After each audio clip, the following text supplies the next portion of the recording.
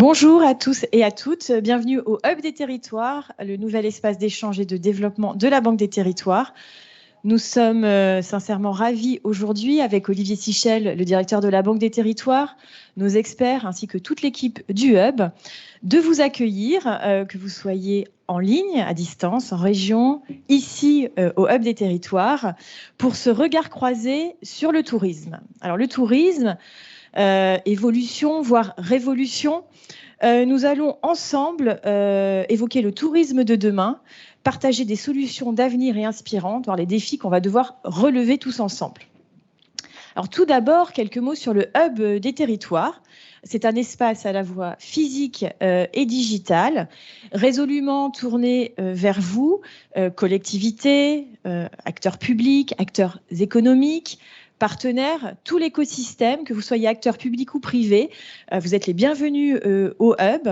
Notre objectif, notre mission, c'est d'inspirer et concrétiser les réussites territoriales et nous permettre de nous rassembler, de partager, d'échanger comme aujourd'hui. Alors concrètement, le Hub, c'est une programmation riche, faite d'événements, de conférences, également d'ateliers, de rendez-vous business. Donc je vous invite évidemment à ne pas manquer notre agenda en ligne. Également, vous pouvez vous inscrire à notre lettre d'actualité, tout ceci sur le site banquedesterritoires.fr. Le lien est dans le streaming. Également, je vous invite à nous retrouver les 16, 17 et 18 novembre prochains au Salon des maires. Nous aurons un corner Hub des Territoires sur le stand de la Caisse des dépôts. Alors aujourd'hui, nous nous retrouvons pour parler du tourisme, axe essentiel évidemment de notre économie et surtout axe du plan de relance de la Banque des Territoires et du groupe Caisse des dépôts qui ont dès le printemps 2020 proposé de nombreuses mesures d'accompagnement des professionnels.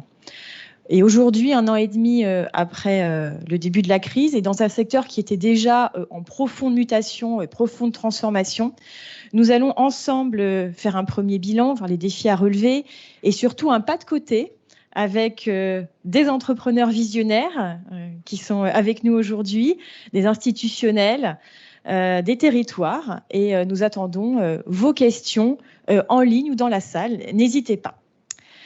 Je vous propose de démarrer cette séquence avec une vidéo sur différents projets portés par la Banque des Territoires et surtout par les territoires eux-mêmes.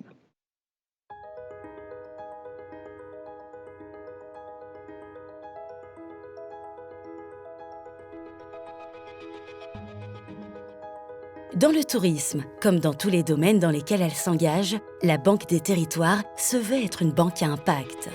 Parce que le tourisme d'aujourd'hui n'est plus le même qu'hier, l'impact doit tenir compte de la dimension développement durable avec le triple prisme économique, environnemental, social, sociétal. Il faut qu'on se réinvente en faisant en sorte tout simplement qu'on ait un aménagement durable sur ces stations qui puisse être réinventé et correspondre aujourd'hui au goût des touristes. Pour accompagner au mieux les politiques publiques territoriales et apporter une réponse cohérente à l'ensemble du secteur, la Banque des Territoires est aux côtés de tous les acteurs du tourisme. Petites structures de tourisme social et associatif, gros opérateurs, organismes de gestion de destinations touristiques. Parce que tout le monde a un rôle à jouer dans l'attractivité du territoire.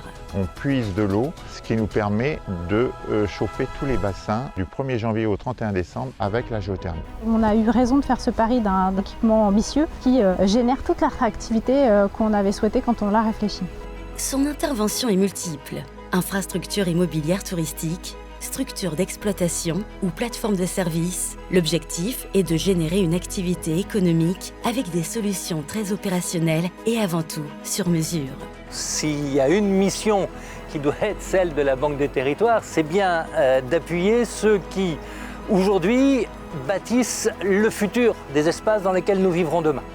Pour un impact à la fois national et local, le e-tourisme est incontournable. Le numérique nourrit désormais chaque étape de l'expérience touristique. Réservation, transaction, préparation du voyage, billetterie et partage d'expériences. De par la visibilité qu'il apporte à un large public, il contribue à la revalorisation patrimoniale et à la redynamisation des lieux, du littoral à la montagne, en passant par les campagnes de plus en plus prisées. Tourisme durable, tourisme numérique, les deux sont pour les territoires source d'attractivité, de développement économique, de maintien, voire de création d'emplois non délocalisables pour les territoires. La Banque des Territoires mobilise 1,7 milliard d'euros en trésorerie, fonds propres et dettes pour accompagner l'évolution et le renforcement de la filière touristique d'ici 2024.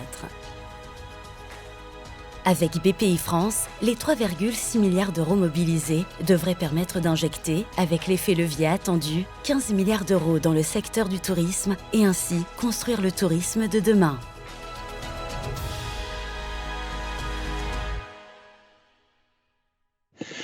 Bonjour à toutes et à tous. Un grand merci d'être venus aujourd'hui à cet événement qui me tenait particulièrement à cœur. Je salue donc les gens qui sont présents physiquement au Hub des Territoires. Merci Cécile de ton accueil.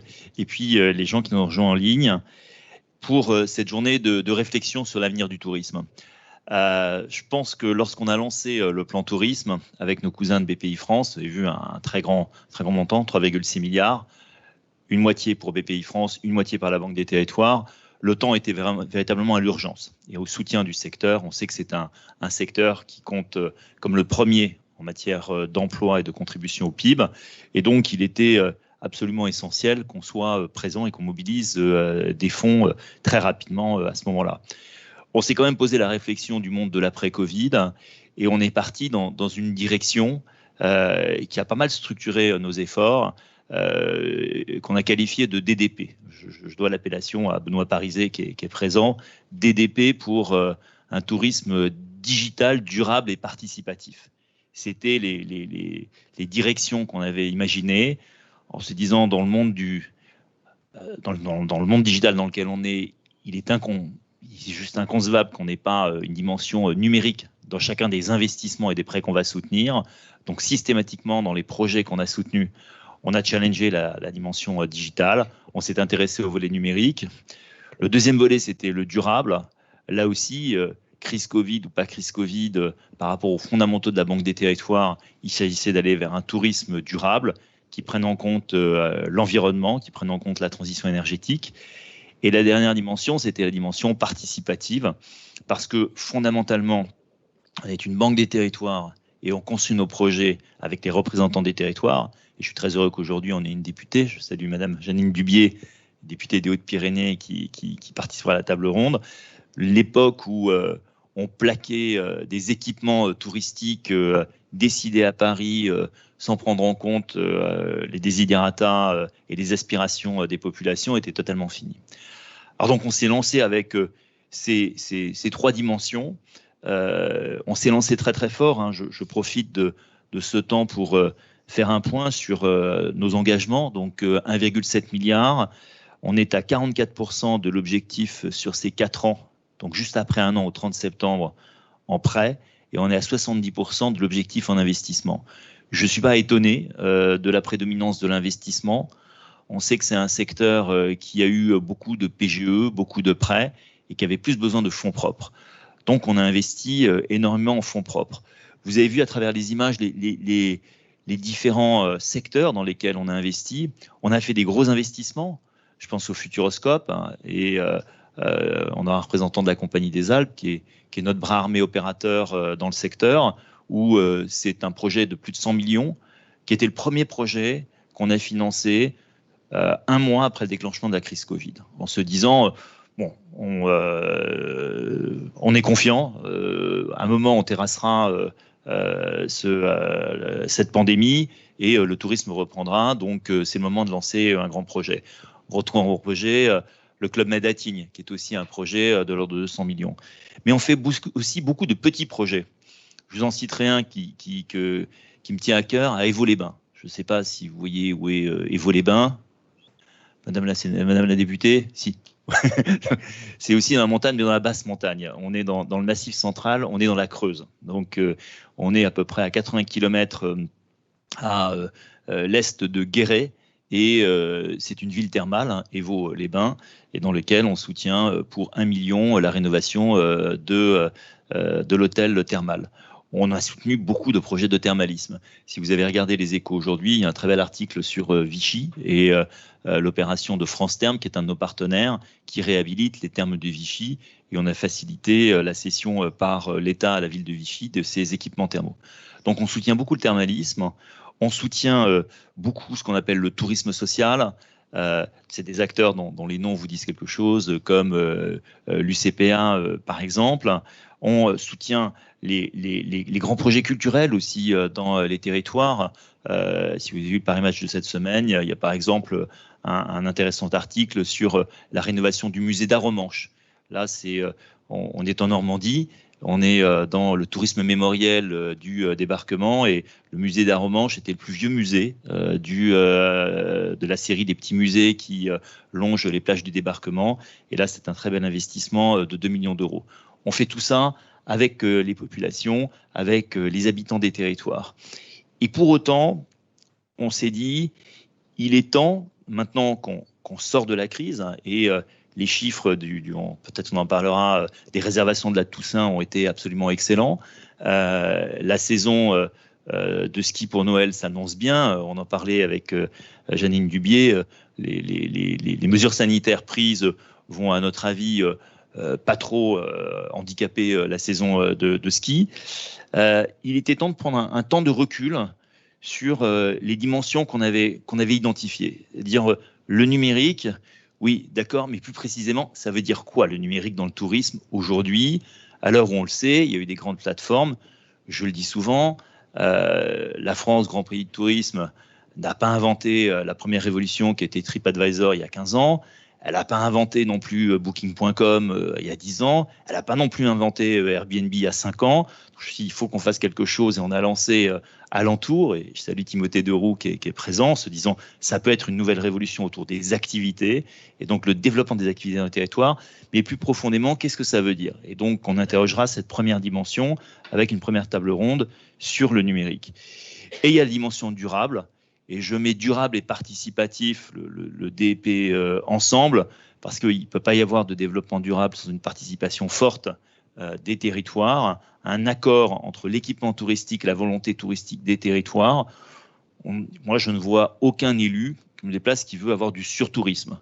Les grands paquebots qui déversent des tombereaux de touristes à Venise, je discutais avec le maire de Nice, Christian Estrosi, il le refuse, il l'interdit même. Donc, quelle forme de tourisme ça doit être, le tourisme durable? Et puis, ça, on essaiera aussi de se projeter. Il y a aussi des touristes français qui partent à l'étranger. Comment est-ce que ça doit fonctionner? Et nous-mêmes, nous accueillons des touristes qui viennent de l'étranger. Donc, comment concilier ce développement du tourisme avec la dimension durable qui est assez profondément ancrée aujourd'hui dans le développement territorial? Voilà ce programme très très riche. Et donc pour animer, je cède la parole à Fabienne Billat. Et le micro. Bonjour, merci à tous d'une part d'être là en présentiel et puis également je salue ceux qui sont à distance en distanciel. Le tourisme est un sujet éminemment culturel dont l'une des grandes valeurs est l'expression de nos identités. Et nous nous identifions par nos origines géographiques, par notre vécu sur nos territoires. Et c'est particulièrement emblématique en France, car nous avons tous à cœur d'évoquer nos lieux de naissance, de transmettre nos adresses préférées comme de précieux trésors.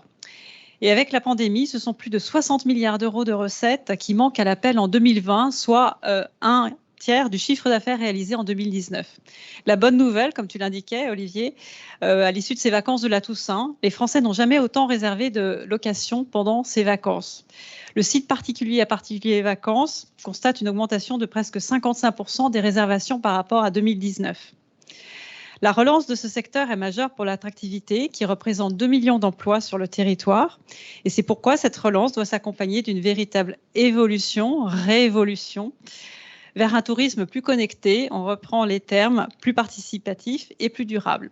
Alors pour vous exposer les premières tables rondes, avec nos invités, nous avons donc 2 thèmes. La crise sanitaire qui a fragilisé ce secteur, mais aussi mis en valeur l'intérêt d'un usage averti du numérique, la capacité d'améliorer la visibilité, les offres de services et les résultats commerciaux.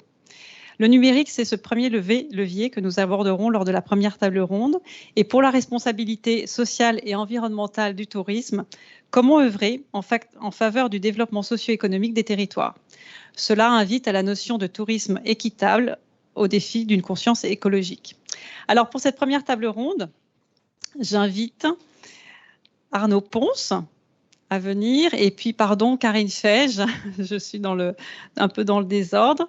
Également Timothée Deroux, s'il vous plaît, et Jean-Pierre Nadir à nous rejoindre ici. Merci pour eux. Merci.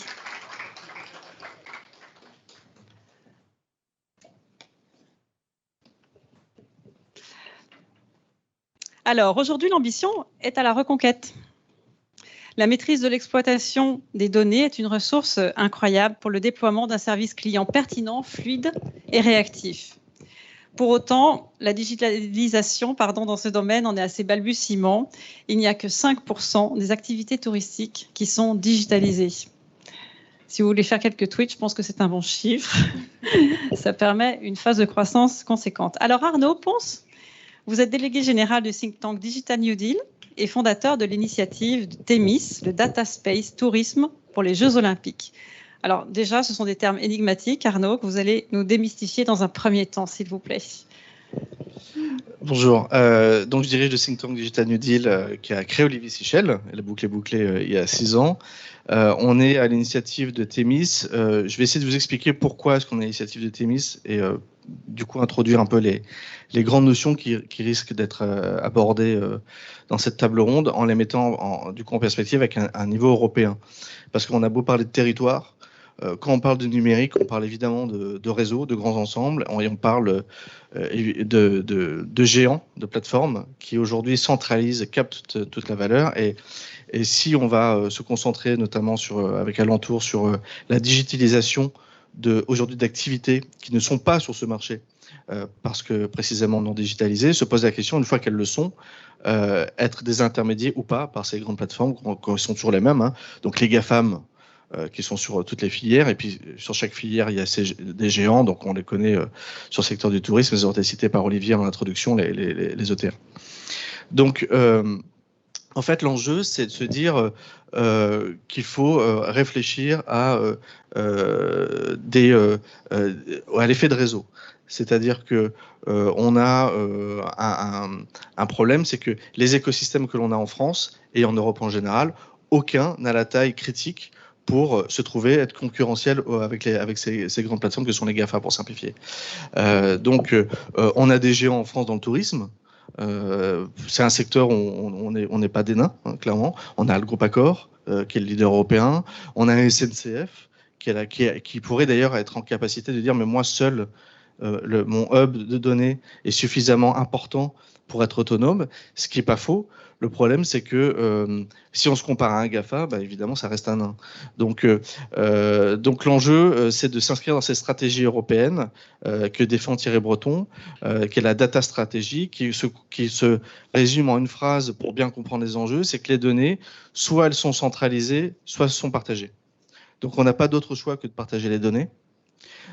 Et c'est pour ça que la data stratégie européenne structure les filières, pousse les filières à se structurer pour partager ces données. C'est ce qu'on appelle Gaia-X, qui est un programme lancé par l'Europe, qui a un premier niveau dont on parle toujours, qui est le cloud, qui est un cloud souverain qui s'assure que ces données, on en reste propriétaire.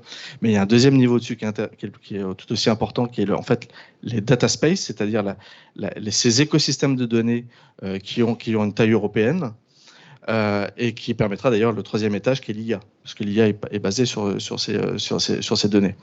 Donc, il faut se donner les moyens de cette ambition. C'est pour ça que Digital New Deal a créé il y a un an un Do Tank, c'est-à-dire qu'à Dossier Think Tank, on a une activité qui est dédiée à l'accompagnement des filières sur ces enjeux de coopération, parce qu'en fait, c'est ça le problème qu'on va avoir demain, c'est comment accompagner les filières à coopérer. C'est pas facile de mettre des concurrents autour de la table. Pas facile de mettre SNCF, Accor, Alentour, Rapidae, de tailles différentes, etc. autour de la table. Et pourtant, c'est vital pour les raisons que je viens de donner.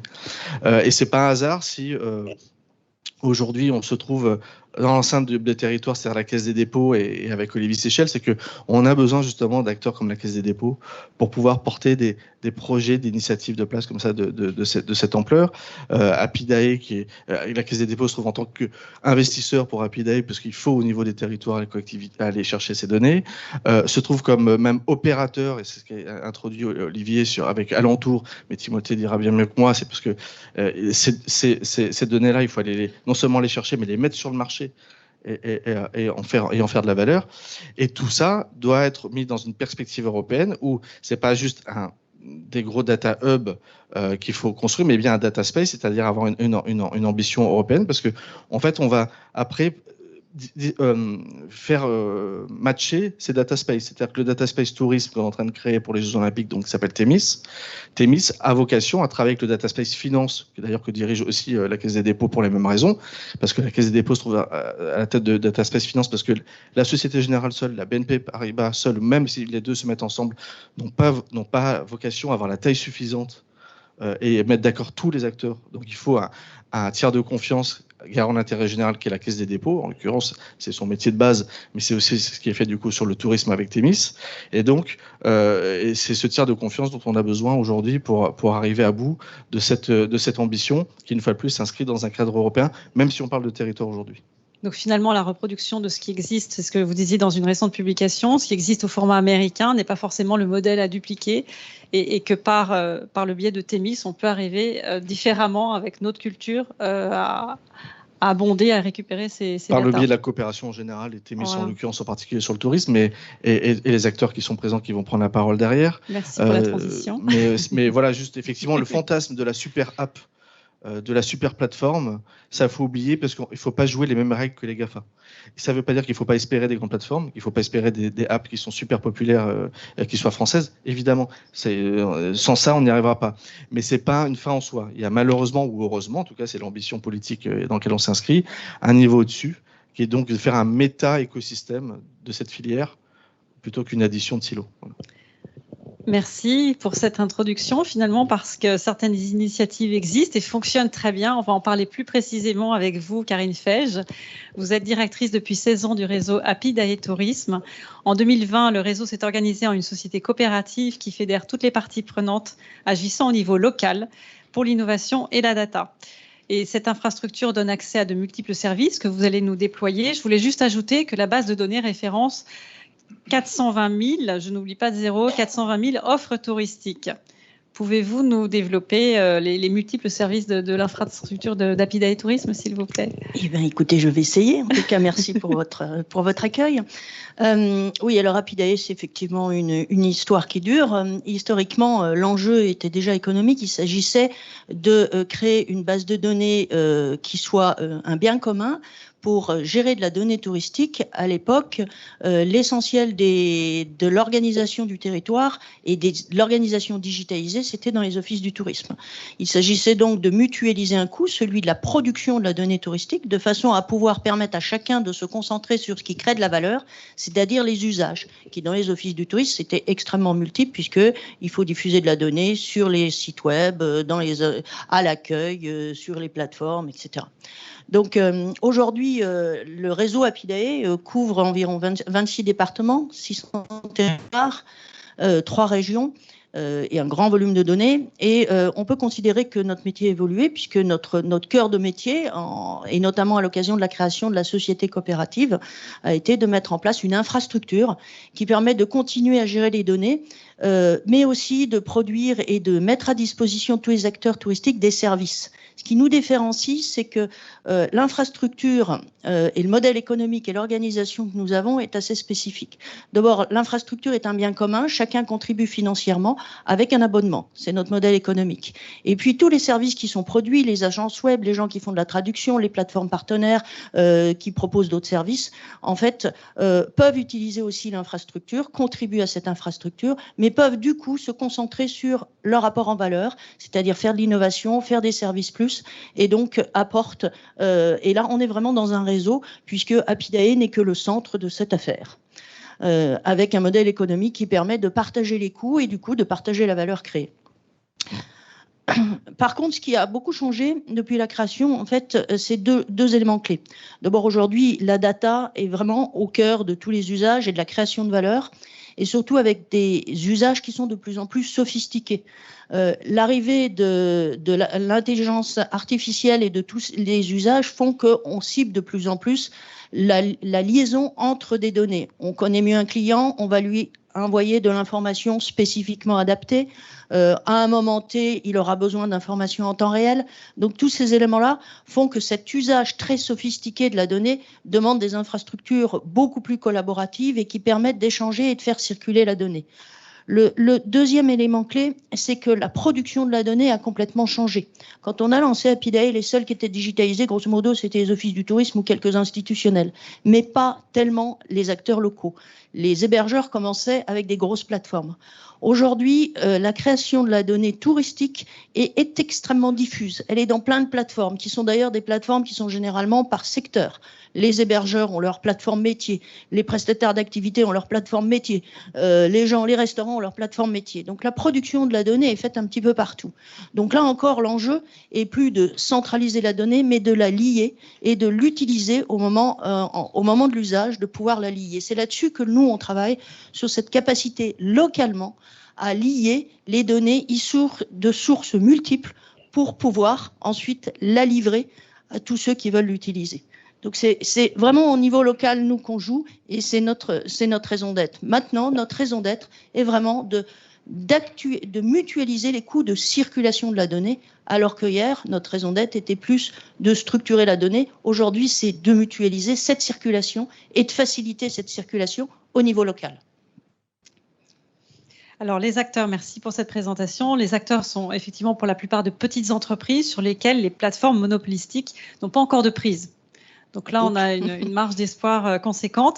L'atout français réside aussi dans un maillage territorial qui permettrait une force de frappe assez conséquente. Quel type de partenariat pourriez-vous développer ? Alors justement, on est vraiment, vous avez compris que nous, notre raison d'être, elle est locale. Elle est de favoriser le lien entre les acteurs locaux, en passant par un tête de pont que sont les offices du tourisme ou les institutionnels qui structurent le territoire et qui génèrent aussi l'attractivité du territoire, c'est-à-dire la marque, et qui sont eux-mêmes tête de pont sur les acteurs. Donc on a cet accès à cette offre qui est extrêmement diffuse, c'est même notre raison d'être. Pour autant, tous ces acteurs ont une problématique d'accès au marché. De l'autre côté, quand on prend les grandes plateformes et les acteurs nationaux et internationaux, ils ont beaucoup de mal à accéder à cette offre diffuse. Ça leur coûte très cher, c'est complexe, c'est compliqué. Donc là, on peut apporter quelque chose. Et donc, la complémentarité est toute naturelle. Nous, notre rôle est d'aider à structurer le local et surtout de permettre que chaque acteur puisse jouer avec ses outils. Et l'accès au marché, on a des plateformes nationales qui permettent de le faire à condition qu'on joue complémentaire. Parce que le risque, à terme, c'est ce qu'on a vécu avec les autres plateformes et ce qui différencie réellement alentour, notamment, c'est qu'au bout d'un moment, ces grandes plateformes qui tiennent en fait toute l'information, l'offre touristique, mais aussi l'information client, finissent par jouer seules et donc de couper le lien local. Or, localement, ça reste quand même le lieu où a lieu l'expérience. Et puis, il y a plein d'informations qui ne sont pas digitalisées, qui ne le seront jamais parce qu'elles ne sont pas vendables, mais elles font partie de l'expérience. La petite chapelle qui est au coin de la randonnée sur l'itinéraire, celle-ci, elle ne se vend pas. Mais sans la petite chapelle, le territoire est nettement moins sexy. Hein, mais ça n'empêche pas qu'il y a aussi l'offre digitalisée. Celle-ci, il faut la vendre, elle crée de l'économie. Et là, on compte sur vous. Merci, oui, on va continuer justement avec la digitalisation du tourisme qui est un accélérateur d'innovation. Et sur ce marché, il y a de nombreux acteurs à considérer. Les plateformes américaines ont préempté une partie de cet espace, notamment celui de l'hébergement, avec un rôle ambivalent. C'est-à-dire d'un côté, elles ont contribué à la visibilité et au développement des acteurs français. Et de l'autre côté, à travers leurs moyens aussi et leur capacité d'innovation, elles se trouvent en position hégémonique qui désintermédie la relation client. Alors néanmoins, les identités de nos régions sont remarquables et bien définies et il nous reste de nombreuses cartes à jouer. Parmi les défis, certains sont en passe de se réaliser. Donc on va se tourner justement vers la plateforme Alentour. Et Timothée Deroux, vous êtes président d'Alentour, donc cette toute nouvelle et prometteuse plateforme qui est B2B2C, qui connecte les professionnels des activités de loisirs de proximité avec les acteurs de l'hébergement. Vous étiez précédemment directeur général d'Abritel HomeAway du groupe Expedia. Alors, ma question, lors de nos préparations, vous mentionnez des chiffres particulièrement engageants. La France est le premier pays d'activité outdoor devant les États-Unis et le pays touristique le plus attractif au monde. Et au niveau européen, selon vos dires, l'Espagne, l'Italie et la France accueillent conjointement plus de touristes que les Américains. Donc nous avons un formidable potentiel de développement. Et parmi les multiples projets qui sont lancés, quels sont les atouts d'Alentour ? Merci Fabienne. Je vais commencer par vous expliquer ce qu'est Alentour pour répondre à votre question. Alentour, c'est une plateforme numérique, c'est le volet numérique du plan tourisme qui a été voulu par le gouvernement et porté par la Banque des Territoires, par Olivier Sichel, par ses équipes. C'est une plateforme qui est issue d'un cadrage stratégique qui a été fait donc, par la Banque des Territoires. Et dans ce cadrage stratégique, il y a deux choix structurants qui ont été faits. Premier choix, se concentrer sur les activités de loisirs touristiques, donc le loueur de kayak en Ardèche, le petit club de voile en Bretagne, le poney club dans la Sarthe, qui aujourd'hui ne sont pas du tout réservables en ligne, ne sont pas digitalisés. C'est 22 milliards d'euros de volume d'affaires en France, c'est 150 000 prestataires d'activité, et sur ces 22 milliards d'euros, il n'y en a que 5% qui viennent de réservation digitale. Ça, c'est le premier choix qui a été fait. Et le deuxième choix structurant qui a été fait, c'est de faire de cette plateforme un dispositif B2B2C. Ce que va faire Alentour, ce qu'a commencé à faire Alentour, c'est digitaliser ces petites entreprises, ces petits prestataires d'activité, ce qu'on appelle dans notre jargon la longue traîne, l'offre cachée de ces prestataires, leur proposer d'être réservables en ligne. On agrège toute cette offre et on la propose à ce qu'on peut considérer comme des distributeurs locaux, les hôtels, les campings, les hébergements touristiques en général, les résidences de tourisme et les institutionnels, les offices du tourisme qui vont eux-mêmes le proposer à leurs clients. Donc concrètement, une famille qui arrive dans une destination, dans son hôtel, elle va pouvoir scanner un QR code dans sa chambre ou au desk et avoir accès à toute une liste d'activités réservables à proximité. Donc Alentour va simplifier la distribution et la réservation des activités de proximité. Et donc, on va digitaliser ces petits acteurs, on va dynamiser les écosystèmes touristiques locaux et on va faire en sorte que ces petits acteurs ne soient pas uniquement dépendants des grandes plateformes qui ont été citées. Alors, les forces d'Alentour, pour moi, il y en a trois. La première, c'est le maillage territorial que nous avons grâce à la présence territoriale de la Banque des Territoires et qu'il faut le dire, nous ouvre des portes. Nous ouvre les portes des institutionnels, des offices du tourisme, des CRT, dont on a besoin pour aller chercher ces tout petits prestataires d'activité, ces petites entreprises, c'est presque du B2C dans ce cas-là, quand on va les chercher pour les digitaliser. Donc ça, c'est une grande force. Deuxième force, c'est notre modèle, par définition. C'est un modèle, je ne sais pas si on peut dire ça, il n'est pas gagnant-gagnant, il est gagnant-gagnant-gagnant. Il est triplement gagnant. Il y a une proposition de valeur très forte pour les prestataires d'activité parce qu'ils vont avoir plus de visibilité, ils vont avoir accès à des canaux auxquels ils n'ont pas accès aujourd'hui et ils vont être incités à la digitalisation. Deuxième partie prenante de cette plateforme, les distributeurs, là aussi c'est gagnant pour eux, les hôtels, les campings, les offices du tourisme, parce qu'ils vont améliorer et simplifier l'expérience de leurs clients. Pour les hôtels, c'est important, l'expérience client, c'est tout ce qui leur reste. La réservation, c'est Booking.com, l'après-voyage, c'est TripAdvisor. Pour fidéliser des clients, il faut qu'ils améliorent leur expérience. Et puis, c'est aussi gagnant pour les touristes, pour les visiteurs, parce qu'ils vont avoir accès dans les destinations à une offre digitalisée, une offre simple qu'ils vont pouvoir réserver et auxquelles ils n'ont pas forcément accès aujourd'hui dans les destinations. Et j'insiste là-dessus parce que les activités de loisirs, ce sont des activités qui se réservent, c'est un maillon de la filière touristique qui se réserve sur place parce qu'il est soumis à des aléas de dernière minute comme la météo. Donc ça, c'est la deuxième force, ce modèle gagnant-gagnant-gagnant. Et puis la troisième force d'Alentour, c'est, je dirais, son partenaire technologique, c'est la technologie. C'est-à-dire qu'aujourd'hui, on a pu lancer la plateforme dès le 30 septembre parce que nous sommes adossés à un partenaire qui est Amadeus, qui est l'un des leaders mondiaux de la technologie dans le voyage et qui développe pour nous cette technologie qui va permettre donc d'agréger les prestataires d'activité et de proposer cette offre aux hôtels, aux hébergements et aux offices du tourisme pour qu'ils la proposent à leurs clients. On a aujourd'hui, et les équipes grandissent, plus de 30 développeurs qui travaillent pour nous à Sophia Antipolis, au sein d'Amadeus, et ça grandit chaque jour. Donc ça aussi, c'est une force parce que Amadeus a une connaissance du tourisme, une connaissance de la techno que n'ont pas forcément tous les acteurs. Ça nous a permis d'aller beaucoup plus vite que si nous avions fabriqué nous-mêmes notre technologie. Alors tout ça nous invite à une autre ambition d'Alentour, qui est de devenir une marketplace de données touristiques en France. Et j'ai envie d'aborder ce sujet. Serait-ce un moyen de parvenir à une forme de souveraineté numérique, le hashtag emblématique dans ce secteur? L'idée d'abord, c'est effectivement d'avoir une plateforme française qui rassemble ces activités touristiques, comme je l'ai dit, pour que ces petits prestataires ne soient pas uniquement dépendants des grandes plateformes américaines ou autres.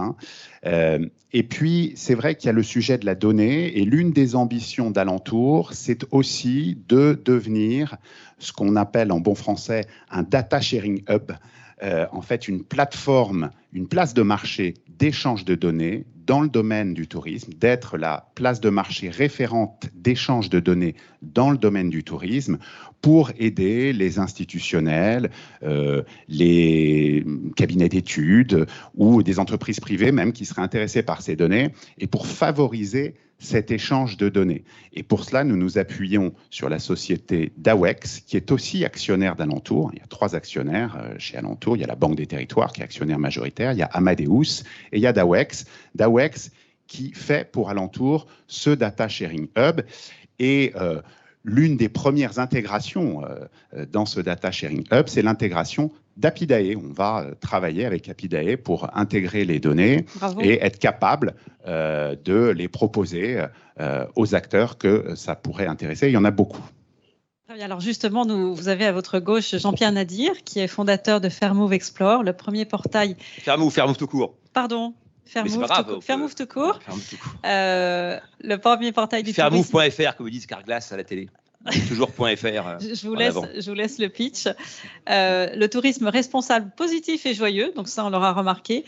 Et auparavant, le portail web Easy Voyage. Alors, donc j'ai rien à voir avec les 3 autres en fait. C'est-à-dire que là il y a eu une transition habile, puis là on tombe sur moi, on se dit mais qu'est-ce qu'il fait là ce gars-là? On tombe sur vous. Moi je voulais être avec Chiloé, 4 roues et un parapluie, etc. Donc Chiloé, avec les jeunes quoi. Donc bon, c'est pas grave. Non, désolé, je suis avec la data. Vous restez avec moi. Vous restez avec nous. Vous engagez justement à la démocratisation du tourisme et à l'adoption de nouvelles valeurs. Et le plaisir n'est pas antinomique de la responsabilité. Et vous nous invitez à une rationalité joyeuse. Quelles sont ces valeurs, vos valeurs prioritaires? Alors, juste en préambule, j'aimerais juste rebondir sur ce qui a été dit donc, par Olivier Sichel au début, c'est-à-dire que effectivement, donc les grandes inventions donc, nous ont échappé. Et ce qui nous a échappé, c'est pas les inventions, c'est le financement de ces inventions. Parce que je rappelle que Bédicassa s'est lancé 1 an avant Airbnb. La différence, c'est qu'elle a levé 300 000 euros, 3 millions. L'année suivante, elle a levé 100 000, ils ont levé 30 millions. Et puis, ils en sont à 6 milliards et elle a déposé le bilan 3 ans plus tard. Donc, s'il y avait eu la BPI et la Banque des Territoires, peut-être qu'aujourd'hui, avec Bédicassa, on aurait une star. Et puis, on en a quand même une, c'est Blablacar, qui même si effectivement donc, ça brasse des petits paniers, il faut toujours la citer comme étant une des très grandes réussites donc, françaises. Deuxième sujet, c'est la captation de la valeur par les GAFA. Je pense qu'on n'est qu'au début de l'histoire. Il faut toujours rappeler que Amazon et Apple, pour l'instant, ne sont pas dans cette bagarre. Donc, il nous en manque 2 qui auraient capacité à être encore plus terribles que ceux qui sont déjà en place. Donc, dans cette chaîne de valeur, en fait, tout se joue à l'entrée. Et on a bien compris qu'effectivement, donc aujourd'hui, c'était celui qui avait le client qui gagnait le combat. Et là-dessus, on est effectivement absent. Donc maintenant, on peut faire un mouvement arrière et se dire, mais finalement, pour qu'il y ait des clients, il faut aussi qu'il y ait des activités, il faut aussi qu'il y ait des produits. Donc, comment on peut essayer de verrouiller les produits en question? C'est tout l'enjeu d'Alentour, qui, en tous les cas, pour moi, a une vraie qualité. Voilà, donc indépendamment de tout ce qu'ils ont dit, donc il y a une vraie qualité. C'est le fait de ne pas s'être lancé à corps perdu en B2C. Ça aurait été terrible. C'est-à-dire que s'ils avaient levé 20 ou 30 millions et qu'ils avaient voulu faire la course contre les GAFA, c'est ce qu'a voulu faire Accor, rappelons-le, en rachetant donc Fast Booking et en mettant 300 millions. Ça a duré 6 mois et puis au bout de 6 mois, et d'ailleurs 6 mois pendant lesquels ils sont restés chez Booking parce que pour pouvoir effectivement faire la course que Bazin voulait faire, il fallait non seulement mettre beaucoup d'argent, mais en plus donc il fallait sortir de Booking, ce qu'ils n'ont jamais réussi à faire. Donc aujourd'hui, on a un vrai sujet Et c'est un sujet, effectivement, donc, sur lequel beaucoup de gens donc, réfléchissent et il y a beaucoup de voies possibles. Et moi, donc, avec mon projet Fairmove, je vais essayer, effectivement, de développer donc, un projet qui soit non Google dépendant, ce qui est évidemment donc, la logique qui maintenant préside à la création de tout projet, mais qui est effectivement très compliqué, puisqu'encore une fois, donc, les forces en présence sont bien en place, ne cessent effectivement de se développer. Et pour vous donner un ordre d'idée, hein, quand un distributeur de voyage qui a une licence, qui a du personnel, vend effectivement donc, un voyage, il touche en moyenne 14%. Aujourd'hui, la plupart des opérateurs ont en coût d'acquisition sur Google 14%. Donc Google a la même effectivement préemption de valeur, sauf qu'il n'a pas les coûts qui vont en face. Et dans cette chaîne du tourisme, c'est terrible. Pourquoi ? Parce qu'effectivement, ça appauvrit la chaîne. Parce que ces 14%, ils manquent terriblement à la chaîne. Et derrière, on ne peut pas faire les investissements qu'on voudrait faire parce qu'on n'a plus effectivement donc, cet argent. Donc, ce n'est pas anodin, ce n'est pas juste une vision géopolitique du monde en se disant « Ah ben les GAFA, ils ne sont pas français, donc c'est un problème ». Non, le problème, c'est la création de valeur qu'on tue dès l'entrée parce qu'ils prennent tout. Et qui laisse les yeux pour pleurer, effectivement, donc, aux différents opérateurs. Il leur laisse la sueur, effectivement, donc, et les larmes, donc, très clairement. Donc ça, c'est un vrai sujet, c'est l'étau qui se resserre en permanence et la non-capacité donc, à créer de la valeur. Seuls ceux qui sont Google indépendants, Mama Shelter, 95% de ses clients viennent en direct parce que les gens ne tapent pas « je voudrais un hôtel pas cher dans le centre de Paris ». Quand on tape ça, le gagnant, c'est Google en 1, Booking en 2. Hein, on rappelle toujours que Booking est le premier annonceur donc, de Google et qu'entre Booking et Expedia, donc c'est près de 8 milliards d'investissements chaque année de mots-clés. Et donc aujourd'hui, c'est une force de frappe colossale. Il faut bien reposer le décor, très important. Deuxième élément très important, c'est la bagarre sur les prix. C'est que ce modèle, effectivement, donc des GAFA, ce modèle de la porte d'entrée quasi unique, du guichet unique d'entrée, a généré une course au petit prix. Et tout le monde, en fait, comme seule réponse, a baissé son prix et en disant moi, je suis à moins 30, moi, je suis à moins 40, moi, je suis à moins 50. Donc, deuxième désastre. Tu payes plus cher l'entrée et en plus, tu as de moins en moins de valeur parce que ton prix est toujours plus bas. Bon. Donc, dans cette équation-là, comment effectivement donc réinventer des modèles? C'est tout l'enjeu posé. Donc, et je pense que la Banque des Territoires a du pain sur la planche. Merci, voilà, le défi est lancé, on a bien entendu. On a à peu près terminé notre timing, je crois. Ah bon, alors moi j'ai rien dit sur Fairmove, c'est-à-dire que du coup j'ai fait un exposé brillant. Voilà, enfin, c'est moi qui le dis, hein, donc, mais rien à voir avec Fairmove. Donc Fairmove.fr pour ceux qui voudraient aller voir. Non mais allez, une phrase sur Fairmove, ok. Donc Fairmove, l'idée effectivement c'est de dire que dans ce monde-là, donc comment tu réinventes en redonnant du sens et en retrouvant l'origine effectivement donc du voyage, donc en te basant sur des valeurs. Ces valeurs, elles sont effectivement donc très clairement exprimées depuis maintenant 2-3 ans sous la houlette des millennials. On a vu le phénomène Greta, etc. C'est-à-dire donc dire le voyage, c'est très bien. Finalement, vous avez rapproché les peuples, mais en fait vous polluez et donc vous avez aussi un bilan qui devient désastreux. Et donc en fait, les voyagistes qui étaient considérés comme des gens bien, d'un seul coup se sont rendus compte qu'en fait ils étaient cloués au pilori. Et pour l'instant, il y a peu de réponses donc crédibles sur le sujet en question. Et donc moi, mon idée, c'est de dire que je vais faire une porte d'entrée qui va sélectionner. Et là, donc il y a une valeur ajoutée. Et là, on n'est plus dans le prix. Et là, on est dans la création de valeur réellement. Sélectionner tous les hôtels qui ont un supplément d'âme, qui ont une vraie stratégie. Et donc flécher ceux qui vont avoir une politique plastique, une politique d'énergie, une politique sur les eaux, une politique sur les détergents, une politique sur l'humain, évidemment, et la formation. Au bénéfice, encore une fois, des populations locales, au bénéfice donc des clients qui seront plus épanouis de consommer des produits plus intelligents, voilà, et donc de créer un modèle vertueux qui fait que finalement l'hôtel en Tunisie à 300 €, et évidemment quand le vol est à 200, il peut pas le gars avoir une politique et une stratégie donc très développée. Donc très clairement celui-là, si c'est que le prix qui joue, il gagne. Si on introduit une nouvelle valeur, alors effectivement donc on peut espérer inverser le cours des choses, voilà. Et en fait, cette inversion, elle va être longue, évidemment, elle va être compliquée parce qu'il faudra peut-être accepter de payer un peu plus cher, mais elle surfe sur une bonne vague qui est la consommation responsable au sens large, hein, et tout le mouvement des DNVB qui se développe dans tous les modèles de consommation. Et donc, moi, je vais essayer, effectivement, donc, de construire quelque chose. Ça va être long, on en parlait tout à l'heure, donc ça va être long parce qu'en fait, beaucoup de gens me disent « Ah ben Nadir, opportuniste, il arrive au bon moment ». Pas du tout. J'arrive au bon moment pour en parler. Mais alors, en termes de consommation, on a 3 ans, 4 ans, 5 ans à attendre. Donc là, je suis en slip de bain avec ma planche de surf sur la plage. J'attends la grosse vague, mais j'ai le temps de prendre froid. Donc, pendant ce temps-là, je vais travailler sur un tas de leviers d'acquisition nouveaux et essayer de réinventer. Et je viendrai peut-être l'année prochaine vous en parler. C'est bien, vous introduisez presque la deuxième table ronde, donc vous resterez par là pour poser des questions, je compte sur vous. Et en attendant, justement, nous allons proposer les questions dans l'auditoire, tout d'abord. On vous apporte un micro, levez la main. Ou alors, sinon, on peut passer aux questions en ligne. Il n'y a pas non plus. Il n'y a pas non plus. Alors, vous avez tous 5 minutes chacun. Ah, si, voilà. Un micro, s'il vous plaît. Bonjour à tous. Ma question s'adresse à Timothée Leroux. Deroux, oui. Deroux, excusez-moi.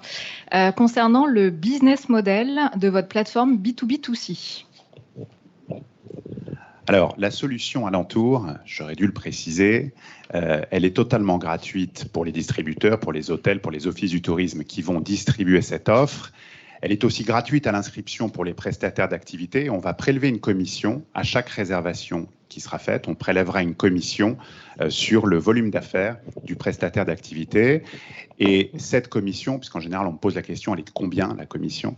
Donc cette commission, elle va dépendre de la taille du prestataire, de son potentiel d'activité, mais elle va reposer sur 2 ou 3 principes. Premier principe, elle va tout inclure, y compris les moyens de paiement, les éventuels intermédiaires. Deuxième principe, comme je le disais, elle va dépendre du prestataire d'activité, de sa taille, de son potentiel. Et troisième principe, elle sera systématiquement mieux disante que celle des grandes plateformes B2C qui existent aujourd'hui. Et les commissions sur les grandes plateformes B2C, je peux en citer une, Get Your Guide par exemple, ou Viator, elles sont comprises entre 20 et 35% aujourd'hui, donc on sera moins élevé que cela. Olivier, vous aviez une question? Oui, j'ai une question pour Jean-Pierre qui représente la synthèse parfaite entre le digital et le durable. Tu fais la transition entre la première table ronde et la deuxième table ronde. Je vais rester alors.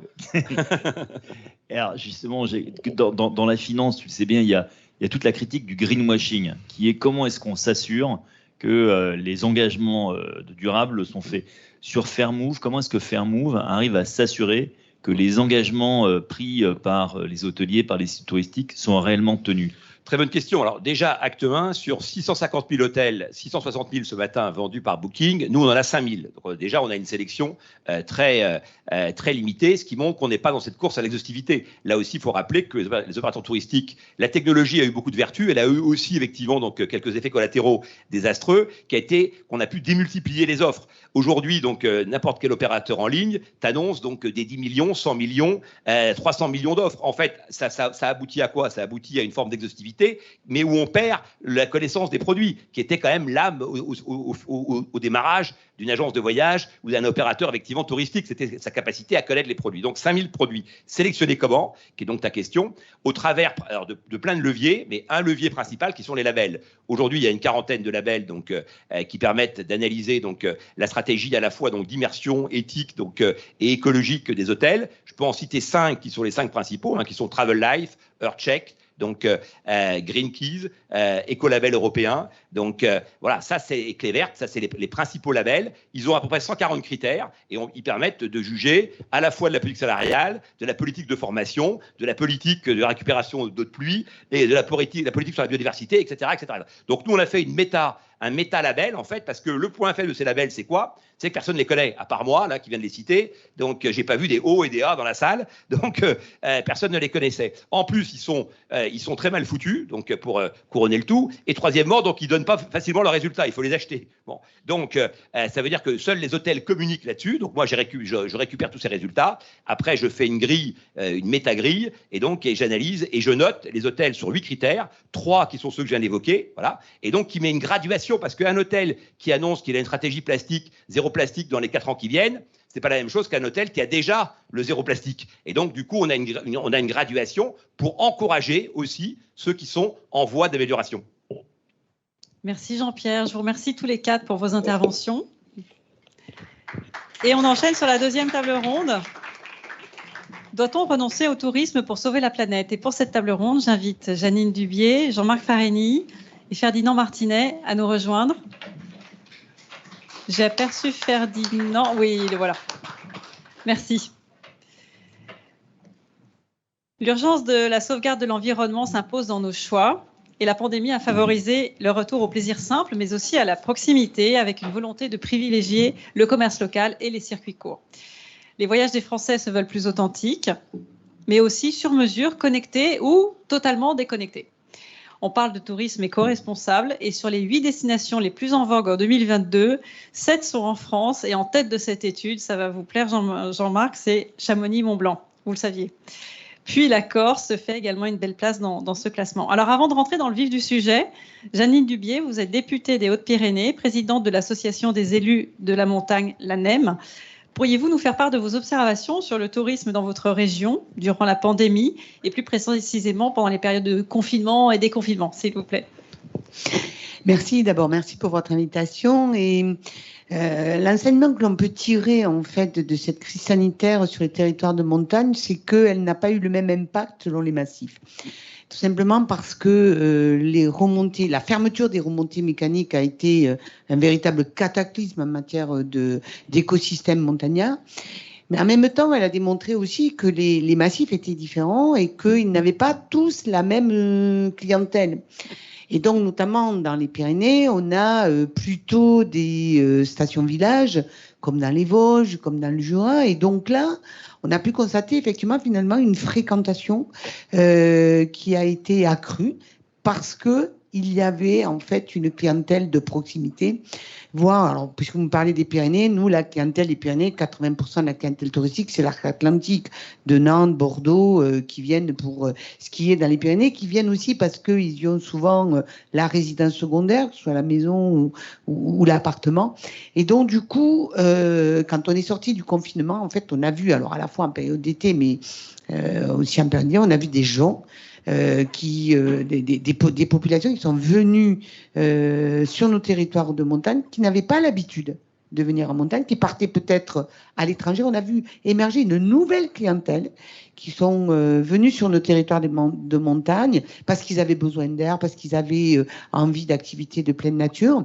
On s'est retrouvé aussi, alors un peu en 2020, mais surtout en 2021, avec des conflits d'usage sur l'espace montagnard, entre la vie des troupeaux, des estives, la fréquentation touristique, parfois des gens qui n'ont pas les codes non plus, qui ne connaissent pas la montagne, qui s'aventurent dans des endroits dangereux et pas du tout équipés. Et on a vu un accroissement des activités de secours par le PGHM ou la CRS de montagne. Bon, voilà. En tout cas, l'enjeu qu'il y a aujourd'hui, c'est que ces clientèles, en fait, qui ont découvert ou redécouvert la montagne, eh bien, il faut qu'on soit capable de les fidéliser et faire que quand la situation va s'améliorer, elles ne repartent pas aussi sec sur des destinations lointaines, quoi. Donc, à nous de savoir les conserver. Mais encore une fois, et je laisserai mon collègue de la Compagnie des Alpes évoquer le sujet des Alpes, qui n'est pas du tout sur le même schéma que ce que je viens de développer. Voilà, parce que les remontées mécaniques étaient fermées, mais les stations étaient ouvertes. Et donc, tout ce qui était autour de la raquette, du ski de fond, et tout, ça a pu continuer à fonctionner. Merci Janine. En effet, on va rebondir d'un massif à l'autre. On va traverser la France. Jean-Marc Farini, vous êtes directeur du développement de la Compagnie des Alpes, CDA, et vous faites également des missions de conseil en aménagement de la montagne. Alors, le tourisme en montagne, et notamment dans les Alpes, fait inévitablement penser aux sports d'hiver, aux infrastructures de ski alpin, de ski nordique. Mais lorsque l'on parle d'aménagement, vous avez une vision plus large de cet écosystème. Est-ce que vous pouvez nous dessiner un panorama et également nous présenter les externalités positives? Oui, bien sûr. Merci d'abord de l'invitation. Merci Hub des Territoires. Je voulais d'abord rebondir sur votre punchline que j'aime beaucoup et affirmer d'emblée peut-être une conviction, c'est qu'effectivement, pour nous, pour la Compagnie des Alpes, pour moi personnellement, je pense vraiment que tourisme et préservation de l'environnement sont parfaitement conciliables et que c'est d'abord une question d'équilibre et que tout est en fait dans la manière côté aménageur et dans la manière évidemment côté visiteur, côté client. J'aime bien cette expression anglaise, beaucoup utilisant l'alpinisme, by fair means en fait, et je crois que vraiment elle s'applique aussi aujourd'hui à ça doit être aussi un guide pour nous, pour les clients, pour les aménageurs, les développeurs, de faire des choix qui soient justes, de faire des choix qui soient raisonnés et de disposer des bons outils pour le faire, et on pourra en dire un mot. Alors, oui, effectivement, il faut avoir un spectre un tout petit peu plus large pour vérifier effectivement l'impact du tourisme. Rappelez peut-être un ou deux chiffres clés sans minimiser du tout le rôle de l'aménageur, mais peut-être rappeler qu'aujourd'hui, les domaines skiables, l'enveloppe des domaines skiables ne représente pas plus que 1% de la totalité de la montagne française. Les pistes, c'est 15% de ces 1%. Donc on est quand même dans une montagne française aujourd'hui qui est très largement sauvage, qui est représentée par les parcs naturels régionaux, qui est représentée par les forêts et qui est occupée à hauteur de 40% par l'agropastoralisme. On a des idées reçues finalement, oui, par rapport à ces chiffres. Je ne sais pas si c'est des idées reçues, mais en tout cas, voilà, c'est une réalité. À partir des années 64, il y a un plan neige qui s'est développé en France.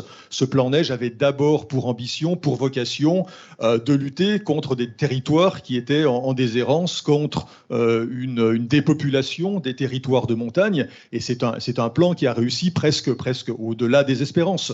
Aujourd'hui, c'est 120 000 emplois directs qui dépendent de l'économie du ski. Si je prends le département de la Savoie, c'est plus de 50% du PIB qui dépend directement de l'économie du ski. Et Janine aurait pu le dire, mais c'est 8600 communes aujourd'hui en France, 10 millions d'habitants qui vivent dans des hôtes de montagne.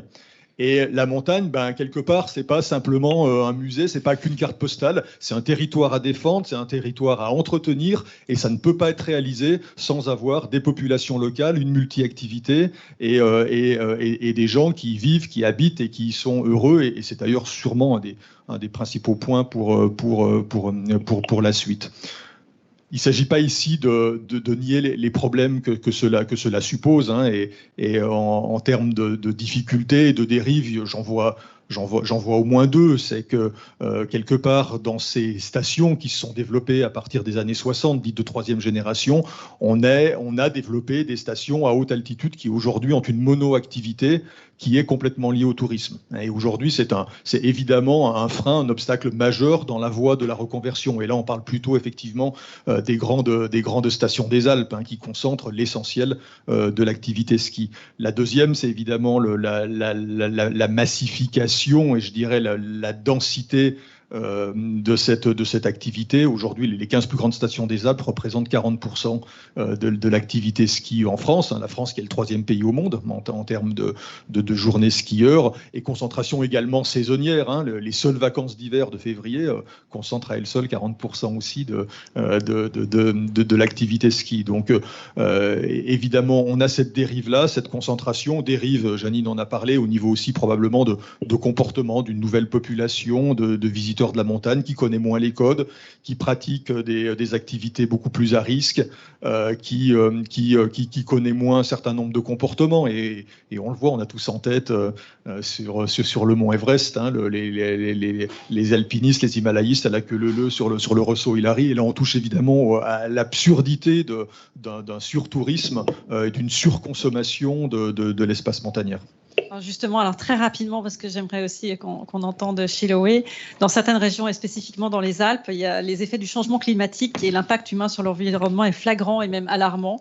Avec la nécessité de concilier logique économique et écologique, comment sensibiliser, nous, touristes, par rapport à ces impacts négatifs? Non, mais c'est un point important. Je crois que de toute façon, vous utilisez le mot renoncer. Je crois que personne est prêt à renoncer à quoi que ce soit en définitive. Les clients, et même y compris les aménageurs, parce qu'il faut aussi dire la vérité. Aujourd'hui, dans les Alpes, il y a une grande partie des acteurs, des institutions, des entreprises qui vivent très correctement du tourisme et qui n'ont pas forcément envie de changer du modèle du tout au tout.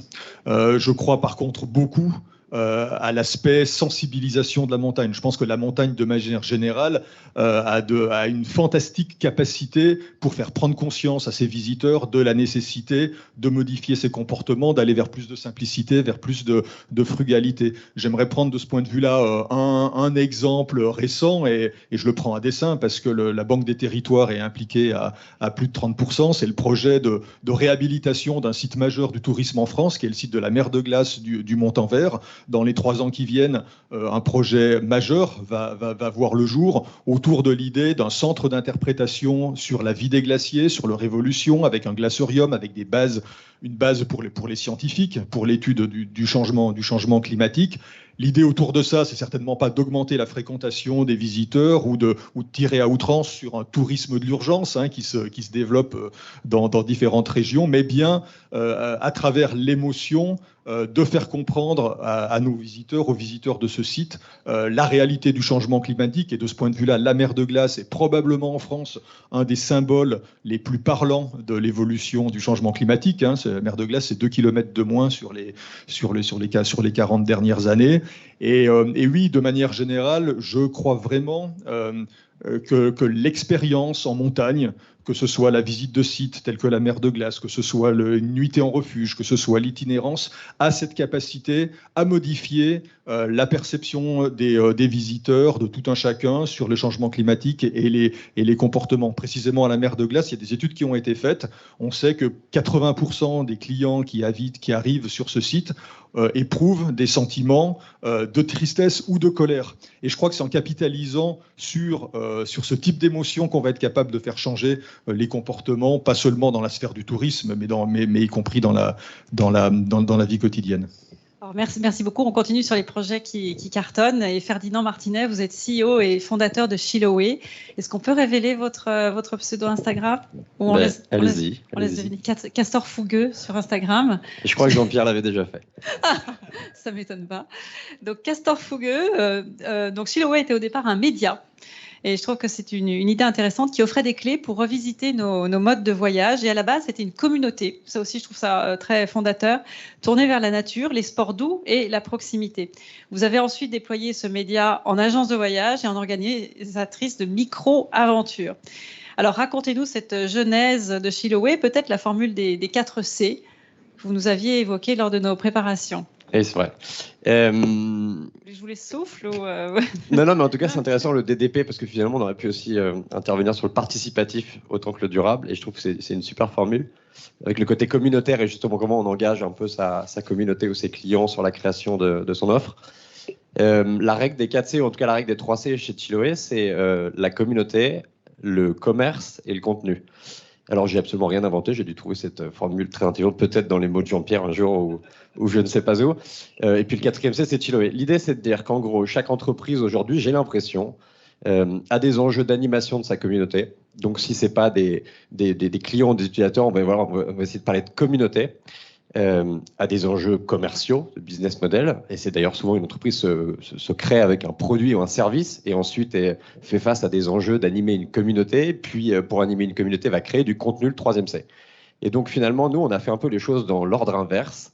On a créé une communauté au début avec du contenu très simple, en envoyant une première newsletter à 50 copains, et puis de fil en aiguille, en quelques semaines, quelques mois, il y avait plutôt 10 000, 15 000 personnes qui nous ont rejoints. Et puis, en fait, on s'est dit, il y a un moment donné, il faut quand même mettre un peu du beurre dans les épinards. Il va falloir créer la partie commerciale. Et on a, depuis ces dernières, on va dire, mois, on commence à mettre en place le dernier C, qui est la partie commerciale. C'est-à-dire, on est en train de créer les produits et les services que nous demande notre communauté. Merci, on a déjà la présentation. Donc, le format des micro-aventures que vous proposez avec l'accompagnement d'un guide qui est dédié sur chaque module exhorte à revoir aussi nos paradigmes sur l'exploration lointaine et sur les concentrations dont vous parliez, Jean-Marc, sur les concentrations et la massification touristique qui n'est pas toujours vertueuse pour nos régions. Et vous proposez une redistribution de la valeur pour une ère plus raisonnée du voyage. Est-ce que vous pouvez nous développer cette notion de raisonner? Peut-être juste en un mot, Chiloé. Donc, c'est un média et une agence de voyage. On peut trouver des expériences et des voyages à faire en France, souvent du 3-4 jours, plutôt hors des sentiers battus. C'est souvent assez sportif, nature, donc c'est sans moyens motorisés. J'ai retenu le week-end du Bram du Alors, Cerf. le week-end du Bram du Cerf, mais ça, c'est un peu tard dans la saison. Il faudra revenir l'année prochaine. Oui, exactement. C'était un peu en avant cette année. J'ai perdu un peu le fil, mais à la limite, non. Une ère plus raisonnée du voyage. Alors, en fait, moi, j'ai tendance à penser qu'on associe souvent le dépaysement et la déconnexion. C'est presque proportionnel au nombre de kilomètres qu'on fait. Et donc, la réflexion derrière Chiloé, c'est de se dire comment on peut réussir à voyager sans partir loin. Alors, il y a les enjeux climatiques. Je vais vous donner juste un chiffre. Aujourd'hui, un Français émet 12 tonnes d'équivalent CO2 par an. On sait qu'une grande partie de ce bilan vient des transports qu'il utilise notamment pour ses vacances. Et donc, je vous prends un exemple. Et on sait que pour un peu être en dessous de cette barre des plus 2 degrés en 2050, donc là, je fais le truc un peu sérieux, écolo, hein, mais si on ne veut pas dépasser les plus 2 degrés en 2050, il va falloir qu'on émette 2 tonnes une. Chaque Français émette 2 tonnes une. Si on réfléchit, Paris-Bali, pour aller faire du surf à Bali, c'est déjà 4 tonnes en avion. Si on veut aller au Canada faire du canoë dans un endroit magnifique, c'est déjà un peu plus de 2 tonnes. Donc on voit déjà que on va devoir complètement transformer nos manières de voyager. Donc nous, ce qu'on essaye de faire sur Chile, c'est de se dire, il y a des endroits magnifiques en France, on a beaucoup de chance, c'est le plus beau pays du monde, essayons d'aller redécouvrir la France, 2 saisons, donc c'est du voyage local, c'est du voyage de saison, c'est exactement comme l'alimentation. L'hiver, on ne va pas au soleil à l'autre bout du monde, on va plutôt en montagne ou en campagne. Voilà, en octobre, on va avoir le brame du cerf, en novembre, on va ramasser des champignons. Et donc finalement, on vient redécouvrir et réexplorer à côté de chez soi. Et on se rend compte que juste en changeant un peu son regard, on arrive à trouver le Jura aussi sexy que le Costa Rica. On arrive à déconnecter autant que partir loin. Il y a un dernier petit truc là-dessus, c'est plutôt une réflexion philosophique. On a souvent tendance à penser que quand on parle des vacances, on associe les vacances avec le fait de partir. On dit toujours partir en vacances, mais finalement, c'est être en vacances. Et être en vacances, on peut être en vacances à côté de chez soi, on peut être en vacances à 2 heures de chez soi, on peut être en vacances à 1 heure de Paris.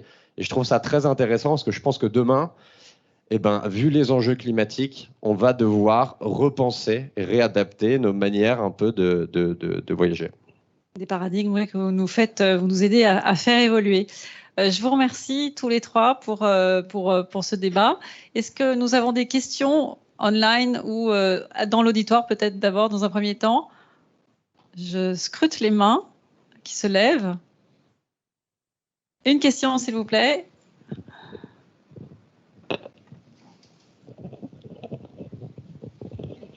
Oui, bonjour. C'est plus un témoignage et un ajout qu'une question. Je voulais signaler dans le débat sur le tourisme que l'ANCT a développé un programme qui s'appelle le programme Avenir Montagne, dont la Banque des Territoires est un des principaux partenaires. Et ce programme, il vise à accompagner une 60aine de territoires dans un premier temps, en tout cas une 60aine de territoires qui désirent repenser leur stratégie de développement vers une offre touristique plus diversifiée, plus étalée dans la saison, plus durable, plus respectueuse de la biodiversité, des paysages, plus sobre en ressources naturelles et foncières. Et je crois qu'on est tout à fait dans le débat. Et donc, la Banque des Territoires accompagne ces territoires. Ça vient de démarrer, Madame Dubié le sait très bien, et donc nous sommes très fiers de participer à cette prise de conscience des territoires sur le fait qu'il va y avoir des transformations dans le tourisme. Je vous remercie. D'autres questions ou peut-être... Juste un mot là pour dire combien nous avons travaillé ce programme Avenir Montagne à la fois en matière d'ingénierie mais aussi sur la partie investissement. C'est ce qui va aider aussi les territoires à pouvoir se transformer, se diversifier. Et ça me permet de faire une petite incise juste pour remercier aussi la NCT d'avoir inclus autour de ce tourisme durable en fait toute l'activité thermale, le thermalisme, qui est une activité de diversification sur les territoires de montagne qui sont à la fois stations de ski et stations thermales. On a vraiment là un outil principal de diversification de montagne toute saison, puisque quand la saison de ski s'arrête, c'est le thermalisme qui démarre, et quand la saison du thermal s'arrête, c'est le ski qui commence. Et donc ça fait travailler les mêmes opérateurs, et du coup tout l'intérêt de faire travailler ces deux mondes ensemble pour développer l'activité et surtout avoir un modèle économique qui permette de vivre sur les territoires, parce que l'enjeu il est là. Voilà, c'est à la fois d'avoir du monde, mais d'avoir aussi un modèle économique qui permette aux populations de pouvoir vivre sur le territoire de montagne. Oui, c'est tout un tissu économique, sociologique, etc. Merci beaucoup pour vos inspirations. Nous avons une autre question. Une autre question, excusez-moi. Du web. Allons-y. La question, c'est donc concrètement, qu'est-ce que la digitalisation du tourisme peut apporter en matière de développement local ? Quid de l'incapacitation des acteurs locaux, des dynamiques coopératives et collaboratives locales? Et nous avons 30 secondes. Alors moi, c'est trop compliqué cette question pour moi. Jean-Marc Farini? Non, c'est un peu compliqué, mais oui, de toute façon, on est... Enfin, au-delà du digital, hein, c'est la problématique de la co-construction qui est posée, effectivement. Et là, je rejoins aussi les propos de Janine Dubié. Je crois que une des problématiques, c'est dans les territoires, en tout cas de montagne, c'est pas simplement le tourisme, mais c'est aussi d'attirer des populations permanentes, des habitants, des travailleurs, et de mettre en place les conditions en termes d'immobilier, de numérique, pour le coup, pour permettre cette implantation, je dirais de manière générale, ce retour à la montagne. Et c'est effectivement la présence à l'année d'une population stable qui va permettre aussi de créer des micro-initiatives, de créer de la staycation, et tout ça va être favorable, je dirais, à l'émergence d'une nouvelle forme de tourisme, en tout cas dans un certain nombre de stations, de territoires de montagne. Donc oui, effectivement, ça doit être encouragé. On en revient à ces idées de pas forcément de grande mobilité, mais de la proximité, effectivement, sur l'ancrage aussi, générer, faire valoriser l'ancrage. Oui, après, de toute façon, il n'y aura pas de modèle unique. On se dirige vers une montagne multiple. Il restera toujours des grandes stations qui continueront à bénéficier, et on le sait à travers les différentes études, d'un très bon enneigement, y compris jusqu'à 2050, 2070. Et après, il y a d'autres territoires qui, effectivement, vont devoir aller plus vite dans une transition, et ceux-là devront manifestement aussi s'appuyer sur une population locale présente. Merci. D'autres questions sur place? Ah, une question. Alors, très rapidement, s'il vous plaît. La question de la saisonnalité, tu parlais pas. Oui. Dans le micro, s'il vous plaît. Merci. Bonjour, j'ai une réaction sur la saisonnalité. Effectivement, vendre la France aux Français, c'est un thème qu'on manipule depuis le début du Covid. C'est pas chose facile, notamment pour des questions de saisonnalité. J'ai une petite question pour Ferdinand. Est-ce que le démarrage, toi, de l'activité agent de voyage, qu'est-ce que tu observes en termes de saisonnalité? Ce qu'on observe, c'est que les étrangers qui viennent sur notre territoire, et loin de moi l'idée d'opposer les voyages à l'étranger et les voyages en France, on peut faire les deux, il y a un marché vertueux pour les deux. Ce dont on s'aperçoit, c'est que les étrangers permettent d'élargir la saison, sur les ailes de saison notamment, et avoir un business model qui est plus viable pour des entreprises avec des saisons qui sont plus longues. Qu'est-ce que toi t'observes en termes de saisonnalité quand tu vends tes micro-aventures aux Français? Alors merci pour la question. Nous, par exemple, donc on a 6 mois de recul, donc c'est très petit. On a cartonné là sur septembre, octobre, qu'on pourrait appeler sans doute des ailes de saison.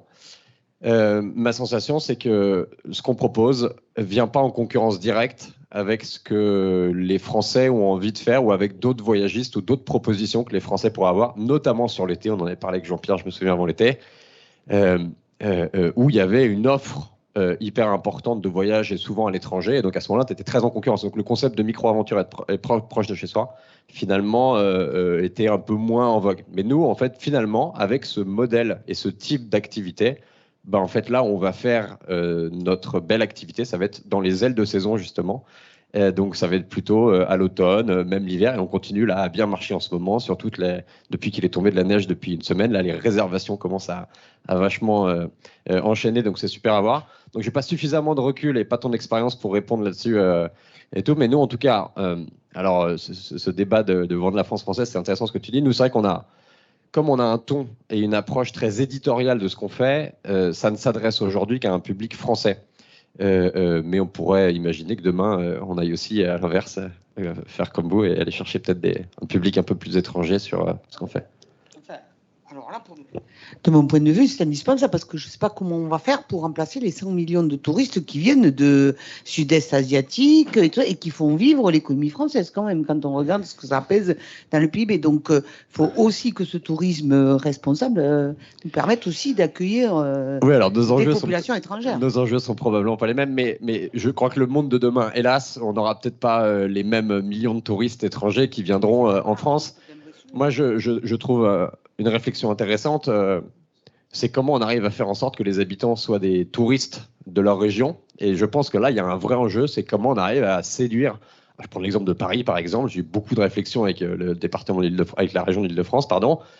Mais comment on arrive à faire en sorte que ce qui est pensé aujourd'hui en matière de tourisme, les investissements, soient pensés pour les habitants.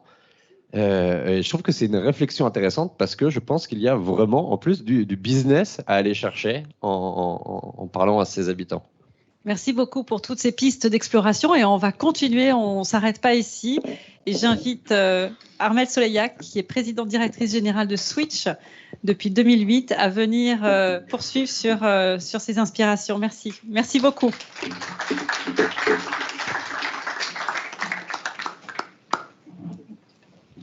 Bonjour à tous. Bonjour à tous. Merci beaucoup pour cette invitation. Je dois vous dire que j'étais un petit peu sceptique au départ et je l'étais encore plus parce qu'il y a quelques minutes, j'ai reçu ce petit message que je vous lis avec délectation.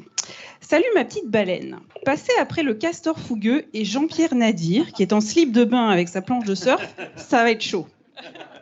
C'est Jean-Pierre freaking Nadir. Le mec a tout compris au tourisme. Bon courage pour les envoûter avec ton chant. Bisous, petite baleine. Bon. Je le connais pas, mais il est très sympathique, ce garçon. Donc, je me retrouve devant vous et on m'a donné 15 minutes pour vous parler d'un sujet essentiel et surtout pour vous inspirer. Donc, je pense que ça va être vraiment très chaud, comme l'a dit mon confrère, mais néanmoins concurrent, qui m'a envoyé ce petit message. Alors, 15 minutes, je vais avoir une slide un peu crise et puis ensuite ça va être beaucoup plus agréable. Donc, restez bien concentrés juste sur cette slide un petit peu difficile. Évidemment, on vous a annoncé depuis 18 mois plein de chiffres absolument vertigineux, plus effrayants les uns que les autres. On est au bord de la mort. En tout cas, c'est ce qu'on a essayé de nous faire croire. Pour moi, et je pense pour un certain nombre de personnes, la violence de la pandémie a certes secoué notre industrie. Elle l'a tellement secouée que, pour vous donner un ordre d'idée, en 2008-2009, lorsqu'on a eu la crise de subprime, l'industrie du tourisme avait reculé de 4%. Donc c'était en fait, j'ai envie de dire, l'entraînement pour ce qui arrivait aujourd'hui, en tout cas ces derniers mois. Pour autant, j'ai envie de rester positive et de vous dire que, comme d'habitude, les crises, elles ne créent pas le problème, elles le révèlent, tout simplement. Et du coup, depuis 18 mois, eh bien, on nous a martelé tout un tas de messages en nous disant que c'était la fin. La réalité, c'est que non, la révolution de notre industrie n'aura pas lieu. Et pour cause, une révolution, c'est un retour au point de départ. Et j'ai beaucoup apprécié d'ailleurs le titre « Rêve ou évolution » avec la question du R, parce que je pense que c'est surtout une évolution à laquelle on assiste, et cette crise, ça n'a été, et ça n'est qu'un simple catalyseur. Et toutes les tendances que vous voyez émerger ces derniers mois, à l'exception du tourisme de revanche, de cette tendance du tourisme de revanche, elles étaient toutes là, en gestation, plus ou moins révélées, depuis à peu près 2016-2017, pour les plus tardives d'entre elles. Donc, bonne nouvelle, rien de nouveau sous le soleil, les choses ne font que s'accélérer. Alors, très rapidement, je voulais revenir sur les tendances, parce que normalement, j'ai 2 conférences et on m'a appelé en me disant « Alors, ce serait bien si tu pouvais faire une présentation sur les tendances du futur d'ici à 2030 pour le tourisme, mais ce serait bien si tu pouvais aussi faire une présentation sur les tendances en digital marketing d'ici à 2025. Mais tu as 15 minutes. » Et je me suis dit, mais à la Banque des Territoires, ils ont cru que j'avais une culotte à étoiles et que j'étais capable en 15 minutes de réduire 2 études pour lesquelles il me faut en général 1 heure, voire 1 heure et demie pour les détailler. Alors, je l'avoue, tout net, je vais tricher ce matin. C'est la première fois que je peux tricher et le dire ouvertement, donc j'en profite. Ce matin, je ne vous présenterai malheureusement que 3 tendances, issues de ces études. Mais comme je suis généreuse, vous pouvez les télécharger sur le petit lien qui est juste là. Sinon, envoyez-moi un mail, je serai ravie de vous les envoyer. En tout cas, pour la première qui se trouve ici, sur le futur du tourisme. La seconde, normalement, la sortie est prévue pour le 15 novembre, sauf que tous les 15 jours, je fais une conférence et tous les 15 jours, je dis que c'est pour dans 15 jours. Donc, j'espère que ce sera dans 15 jours, mais c'est pas sûr. Sinon, promis, c'est pour la fin de l'année, pour Noël. Alors... je vais, donc, je vous ai dit, vous présenterai 3 tendances en répondant à cette question qui est comment est-ce qu'on peut concilier finalement l'angoisse de tomber malade avec le besoin nécessaire des visiteurs, des touristes d'une manière générale, de se divertir, de se reposer, de se ressourcer, etc. Parce que, évidemment, personne ne travaille toute l'année pour rater ses vacances, encore moins pour tomber malade, pire encore, pour mourir. Ça, c'est le grand scandale du tourisme. Personne ne veut mourir en vacances. Donc, comment finalement nos touristes vont se comporter et qu'est-ce que cette crise, comment cette crise impacte l'expérience touristique. Ce qui est intéressant de voir, c'est qu'on parle beaucoup dans le secteur de avant et après crise. Je pense qu'à ce stade, on est plutôt dans le avant et pendant ou avant et avec, et que la réalité, c'est que pour la décennie qui vient, on va surtout être dans le avec la crise et les conséquences de cette crise. Donc comment finalement nos consommateurs, nos touristes vont se comporter dans les 10 prochaines années avec cette crise. Donc trois grosses tendances ce matin. La première que je vais vous présenter, qui est en fait la deuxième dans mon étude, c'est un paradigme d'un monde sans friction. Alors, qu'est-ce que c'est qu'un monde sans friction ? Eh bien, c'est un monde où la demande des consommateurs est d'avoir une expérience qui soit la plus fluide possible. On parle de seamless, de sans couture, de sur-mesure. Évidemment, vous avez entendu tous ces termes. Mais qu'est-ce que ça veut dire concrètement ? Alors, je voudrais vous donner 2 chiffres. Le premier, c'est que 64% des consommateurs pensent que l'expérience client est plus importante que le prix.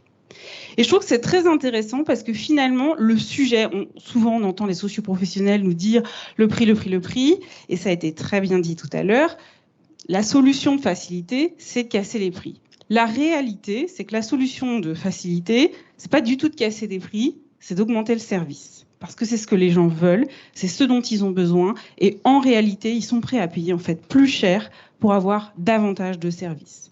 Donc le sujet, c'est pas le tarif est cassé, c'est augmenter le service et réfléchissez à comment vous pouvez faire en sorte d'augmenter le service pour rendre l'expérience encore plus fluide, pour rendre l'expérience encore plus agréable et encore plus mémorable, parce que finalement les vacances et le tourisme, c'est juste se créer des souvenirs. Le deuxième chiffre que je voulais vous donner, c'est que 51% des clients n'iront plus dans une destination après une seule première expérience négative. Donc ça fait mal. On a une seule chance de faire bonne impression, quasiment une chance de faire bonne impression.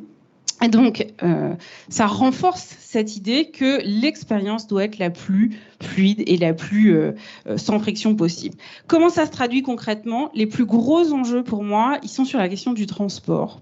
Parce qu'en fait, on sait depuis très longtemps transporter des grosses quantités de personnes sur des longues distances, l'avion, le train, mais on ne sait absolument pas transporter facilement un nombre important de personnes sur des petites distances. C'est-à-dire qu'une fois que vous avez déplacé, pour moi par exemple, des clients qui sont de Paris à Annecy, eh bien, une fois qu'ils sont à Annecy, les 10 derniers kilomètres, ou les 100 derniers kilomètres, si vous avez besoin d'aller en station de montagne, on ne sait pas très bien les gérer. Le passage en hiver, avec tous les bagages qu'on a en hiver, pour aller du train à, je sais pas moi, Chamonix par exemple, il n'est pas si évident que ça. Et encore à Chamonix, on peut avoir quelques trains qui avancent. Mais une fois qu'on est sur place, comment on fait le dernier kilomètre ? Et ça, c'est un enjeu qui est hyper important. Et il y a des destinations qui ont réussi à trouver des solutions qui sont vraiment intéressantes, y compris en électrique. Je pense notamment à Zermatt, où vous avez un parking de déchargement qui est directement connecté avec le train à Crémaillère, qui est ensuite directement connecté à tous les hébergeurs qui ont des petits bus assez rigolos, enfin bus c'est vite dit, des petits véhicules électriques qui vous emmènent vers chacun des hébergements. Ce système, très fluide, très cher, à forte valeur ajoutée, fonctionne depuis plusieurs décennies avec beaucoup de succès et en l'occurrence, les stations qui l'ont occupé, enfin qui l'ont utilisé, donc je pense à Zermatt et à Zasfé, ne désemplissent pas. Donc très intéressant de voir que ça fonctionne. Les enjeux, du coup, en matière de transport, c'est vraiment de l'interconnexion entre les systèmes existants et les systèmes à développer. On parle beaucoup de drones et de transport sur les 100 derniers kilomètres ou sur les 10 derniers kilomètres en drone. Bah, le sujet, si on développe ce choix-là, ça va être d'interconnecter correctement les gares, les aérogares, les aéroports, avec l'intersection qui arrive après, l'espace qui arrive, le mode de transport qui arrive après. Donc gros enjeu pour moi sur les même 30 prochaines années en matière de transport. Deuxième enjeu, c'est de repenser complètement l'urbanisme, repenser complètement la conception des lieux, avec cette notion de sound design et la nécessité de créer des espaces d'hyper-silence et puis des espaces plus festifs, plus animés. Parce que dans les vacances, on a cet enjeu de repos, de retour à soi, à son intimité, à sa réflexion. Et c'est compliqué d'avoir des conflits d'usage, d'usage sonore notamment, pendant ces vacances. Donc il y a un gros enjeu autour du design et notamment du sound design. Et enfin, un enjeu toujours sur la fluidité autour des modes de paiement. Et on voit se développer des solutions très intéressantes sur le cashless, donc avec des bracelets, avec des paiements mobiles, etc., qui font qu'on n'a plus à, quelque part, rendre vous savez, ce geste très compliqué de mettre la main au porte-monnaie pour payer. Eh bien, grâce au bracelet, grâce au téléphone, on va enfin pouvoir rendre cette partie de l'opération et de la consommation touristique beaucoup plus agréable. Donc, gros enjeu autour de ça aussi pour les années qui viennent. Troisième tendance, je vois le temps qui file, c'est le green tourisme. C'est un tourisme qui vise à réintégrer du sens ou à redonner du sens. Alors c'est assez amusant, on vous parle beaucoup de redonner du sens au travail, redonner du sens à sa vie, c'est des termes qu'on entend beaucoup en ce moment. Eh bien, pendant les vacances, c'est la même chose. Nos visiteurs, nos touristes ont besoin de redonner du sens à ce qu'ils font ou de donner du sens à ce qu'ils font. Le séjour crêpes, bronzage à la plage et camping n'intéresse plus grand monde. Le séjour où on ne fait que dévaler des pistes toute la journée n'intéresse plus grand monde. D'ailleurs, le temps de ski par jour maintenant est réduit à 4 heures. Donc c'est extrêmement faible. Sachant que nos remontées mécaniques sont autrement plus efficaces qu'il y a 20 ans, vous avez vite compris que les gens font autant de ski maintenant qu'ils n'en faisaient il y a 20 ans, et en nombre de pistes en tout cas. Mais pour autant, eh bien, en temps passé sur les skis, c'est quasiment 2 fois moins qu'il y a 20 ans. Donc du coup, il reste dans une journée qui fait 24 heures, il reste pas mal de temps pour faire d'autres choses. Et c'est là qu'on voit pousser des envies très fortes de contribuer à la population, à la vie locale, contribuer parfois à la vie des autochtones quand on part un petit peu loin, contribuer aussi à l'environnement. Et on voit un certain nombre d'initiatives qui se développent. Et je voudrais vous en donner une que j'ai pu constater par moi-même à Fidji. Alors je suis désolée pour faire dire non, c'est un petit peu loin Fidji, mais ils ont des bonnes pratiques là-bas. Et notamment dans une chaîne de resorts qui est hawaïenne à l'origine, qui s'appelle Outrigger Resort, qui propose à ses visiteurs de replanter des boutures de corail parce que les massifs coralliens en face des hôtels sont absolument ruinés, notamment en raison des crèmes solaires utilisées par leurs clients. Et donc, il y a une grande sensibilisation qui est faite auprès des clients sur les crèmes, mais aussi sur comment fonctionne un massif corallien, comment on fait pour l'entretenir, comment on fait pour le développer et quelle est l'importance d'avoir un massif corallien en bonne santé pour l'ensemble des écosystèmes océaniques. Ce type de prestations, elles ne sont pas gratuites, elles sont payantes. Et c'est très intéressant de voir que Outrigger a même fidélisé ses clients qui viennent d'année en année pour voir comment le massif auquel ils ont contribué en plantant l'année précédente ou les années précédentes, eh bien, a évolué. Est-ce qu'il grossit? Est-ce qu'il se développe? Est-ce qu'il est en bonne santé? Ou au contraire, est-ce qu'il perd de sa superbe? Donc, il y a des choses très intéressantes, y compris pour faire du bien à notre planète, des initiatives très intéressantes en la matière et qu'il faut, je pense, vastement encourager. Dernière tendance dont je voudrais vous parler ce matin, je vois le temps qui file, c'est le fait que notre tourisme tend à devenir régénératif. Qu'est-ce que ça veut dire? Ça signifie que de plus en plus, les visiteurs sont sensibles au fait de laisser la destination qu'ils ont visitée dans un meilleur état que celle où ils l'ont trouvée quand ils sont arrivés sur la destination. Alors, pour être dans un tourisme régénératif, il faut évidemment dépasser, j'ai envie de dire, les 3 poncifs de l'OMT en la matière, c'est-à-dire faire un bon usage des ressources environnementales, respecter l'authenticité socio-culturelle des communautés d'accueil et garantir les activités économiques viables à long terme. Je pense que l'intérêt de cette forme de tourisme, et pour bien le comprendre, il faut en fait changer de perspective, c'est-à-dire pas se demander comment on va faire pour polluer le moins ou détruire le moins, mais plutôt comment on va faire pour enrichir davantage les communautés locales, pour protéger davantage l'environnement et pour participer davantage à la pérennité finalement de l'activité économique locale. En changeant de perspective, on ne devient plus un pur consommateur, mais un vrai consomme-acteur. Et le sujet, il est là, arrêter de culpabiliser les visiteurs, mais plutôt les mettre en responsabilité, les mettre en position de choisir aussi les actions auxquelles ils veulent participer et leur faire comprendre qu'ils ont un choix et un impact par leur choix qui peut être extrêmement positif localement. Alors pour conclure très très rapidement sur cette approche holistique et ce changement de paradigme, parce que finalement le tourisme régénératif, c'est vraiment une réflexion autour de c'est quoi le modèle. C'est-à-dire que jusqu'à présent le modèle c'était plus on aura de touristes, plus on aura de revenus. La réalité c'est pas tellement d'avoir plus de touristes, c'est d'avoir des touristes qui dépensent plus d'argent. À la limite, qu'ils ne soient pas très nombreux, c'est pas très intéressant. Ce qui est important, le KPI, c'est ça. C'est est-ce qu'ils dépensent suffisamment localement, est-ce qu'ils contribuent suffisamment à l'environnement local pour que ce soit positif localement. J'entends souvent parler de 100 millions de visiteurs. Moi, j'en ai rien à faire qu'il y ait 100 millions de visiteurs en France. Ce qui m'intéresse, c'est qu'on ait peu de visiteurs qui dépensent énormément.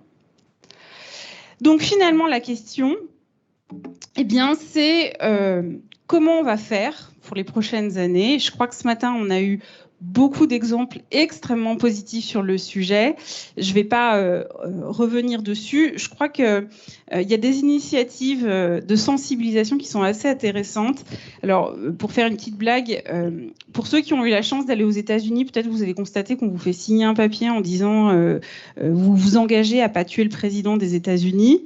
Il y a un certain nombre de destinations, je pense à l'Islande, aux îles Faroé, à la ville d'Annecy, croyez-le ou pas, où on vous fait signer une charte d'engagement du visiteur, où on vous rappelle toutes les bonnes pratiques, parce que ça fait du bien des fois en le disant et en s'engageant. Bon, chacun ses priorités par rapport aux États-Unis, je ne juge pas. Mais il y a un moment où nous, en tant que professionnels du tourisme, on a un rôle éducatif, pédagogique à avoir, un rôle de rappel, où on n'est pas dans la culpabilisation du visiteur, et le serment islandais pour ça est assez génial parce qu'il est 100% sur l'humour, comme quoi on peut parler de choses graves de manière rigolote et de manière engageante. Et je pense que faire ce type de rappel, c'est vraiment une expérience extrêmement positive. Donc ça, c'est une forme d'action qui, je pense, est intéressante. Je voudrais conclure en vous disant deux choses. La première, je vais reprendre à mon compte une citation de Christian Delorme, qui est le VP stratégie chez Ventis Media, qui dit la chose suivante: la production touristique se résume trop souvent à une production logistique. Or, mettre la composante humaine au cœur de l'offre touristique n'est pas inclure du service dans de la logistique, c'est construire la logistique autour du service. Et je crois que ça résume très bien les choses. Et finalement, la pérennité du tourisme, la pérennité des territoires, elle passe avant toute chose par la satisfaction des clientèles et de leurs attentes. Et ces attentes, eh bien, on le voit, elles évoluent dans le bon sens pour notre planète. Et je crois qu'il faut se réjouir de tout ça et surtout accompagner ce tourisme qui devient de mieux en mieux dans les années à venir. Merci pour votre écoute. Bravo.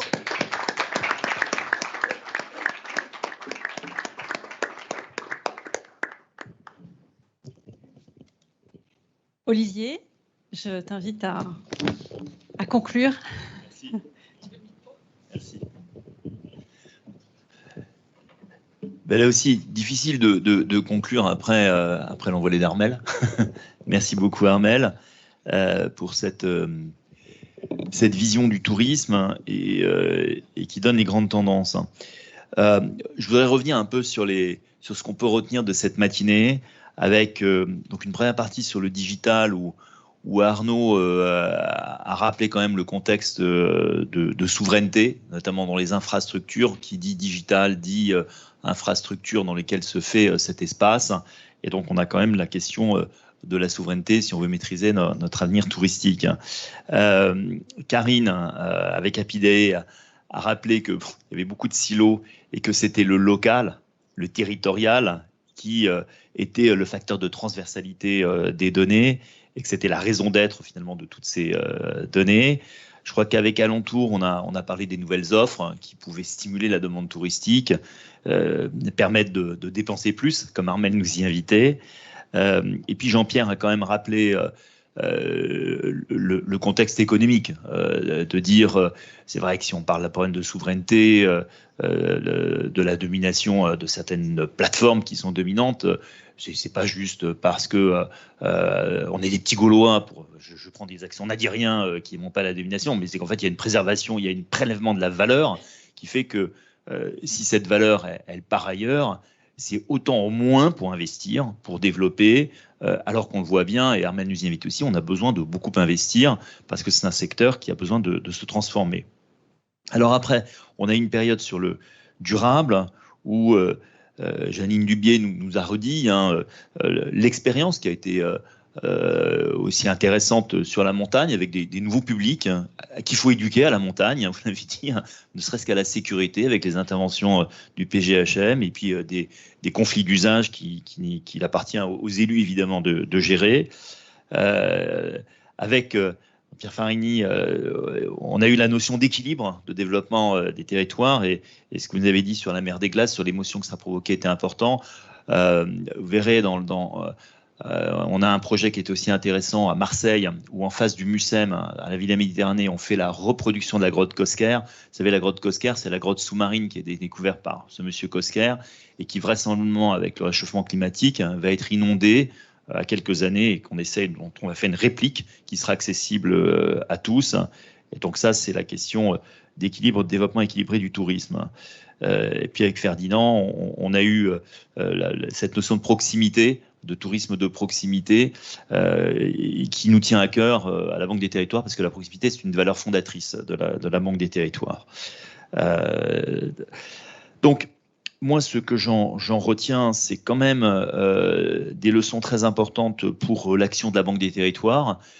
Cette notion quand même d'infrastructure, vous l'avez dit, Armelle, si on veut obtenir la fluidité, si on veut obtenir un tourisme sans friction, il faut quand même des infrastructures qui permettent que ça fonctionne. Il y en a une dans laquelle on est très profondément engagé, qui est le CDG Express. Ça commence là. Les 100 millions de touristes qui arrivent, ils arrivent souvent où ? Ils arrivent à Roissy. Et une fois que l'avion s'est posé, c'est là que les ennuis commencent, avec 7000 taxis qui sont embouteillés et qui polluent l'autoroute A1. Et on essaye depuis des années, Jean-Pierre me disait, ça fait depuis 2013 que j'entends parler de ce dossier. Nous sommes à 1 milliard d'investissements sur le CDG Express, qui sera un train non polluant, évidemment en mobilité douce, qui reliera Roissy à la gare de l'Est en 12 minutes et évitera tout cet embouteillage qu'on a sur l'autoroute A1 et ce charme très particulier de l'arrivée à Paris avec premier contact avec le chauffeur de taxi que tout le monde connaît. Donc, infrastructure physique de mobilité, et il y en a plusieurs qu'on développe, c'est le rôle de la Compagnie des Alpes, infrastructure numérique aussi, qui seront indispensables au développement. Et puis l'exigence durable, à travers tout le témoignage que j'ai entendu, je pense que l'exigence que nous mettons dans nos projets, lorsque nous soutenons en investissement des projets, qui soient dans un nouveau Club Med, d'un nouveau centre thermal, dans un nouveau palais des congrès, et pour lesquels on a une très forte exigence en matière de développement durable, en matière de label, on va le garder. Et enfin, je terminerai en disant que ça ne peut se faire qu'en proximité très très forte avec les élus. C'est eux qui sont les représentants des habitants des territoires. Je crois qu'il n'y a aucun habitant qui veut du surtourisme. Tous veulent des projets équilibrés. Et nous, c'est notre boussole de soutenir des projets qui sont choisis par les élus, parce qu'à ce moment-là, on sait qu'on a une vraie acceptation territoriale, et ça, c'est véritablement ce qui va continuer à nous guider. Alors, je voudrais terminer par une question, qui sera peut-être l'occasion d'une prochaine rencontre Hub des Territoires, qui m'a quand même un petit peu interpellé. Au fur et à mesure des présentations, vous voyez qu'on tire quand même beaucoup le tourisme vers le haut. Dépenser plus, un tourisme plus exigeant, plus qualitatif. Nous, la valeur, c'est la proximité, c'est aussi l'inclusion. Je me demande si quand même notre tourisme ne va pas devenir un peu à un moment trop élitiste et si les gens, si nos concitoyens qui n'ont pas forcément les moyens ne seront pas exclus de cette nouvelle tendance du tourisme. Je le vois quand je rencontre les acteurs, j'ai que des acteurs qui ont une stratégie d'élévation de haut de gamme. que ce soit des élus qui me disent je veux avoir un tourisme haut de gamme, je veux avoir un tourisme privilégié, ou des stratégies, des hôteliers, des opérateurs touristiques. Et je termine un petit peu sur cette question. Que fera-t-on aussi pour permettre aux plus démunis d'accéder au tourisme? Voilà, ce sera peut-être pour une prochaine réunion, Cécile, pour le Hub des territoires. En tout cas, merci beaucoup de votre participation et de ces échanges très riches. À bientôt.